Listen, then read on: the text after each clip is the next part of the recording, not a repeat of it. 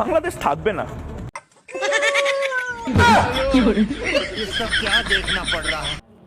ভারত থাকবে না, থাকবে না বাংলাদেশ।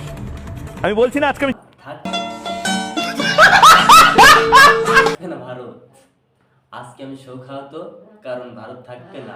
আমি অভিমান করছি। আমি मुझे हीरो नहीं बनना है ब्रैड, मैं तो विलन हूं। শোকাহত।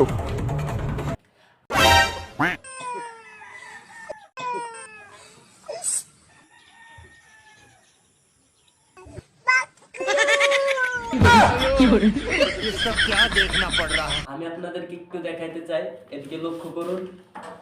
আমরা ভারতকে দেখিয়ে দেব ইনশাআল্লাহ, জিহাদের প্রেরণা নিয়ে যদি প্রয়োজন হয় বাংলাদেশের যুদ্ধ যদি করা লাগে ভারতের সাথে, আর যুদ্ধ করা লাগবে। রাসূলুল্লাহর ওয়াদা। কার ওয়াদা?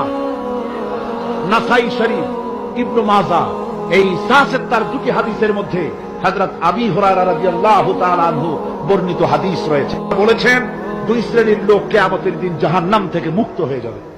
এক শ্রেণী হচ্ছে যারা ঈসা আলাইহিস সালামের সাথে সাথী হয়ে যারা লড়বে আর শহীদ হবে, কিয়ামতে তারা জান্নাতে যাবে, জাহান্নাম থেকে মুক্ত।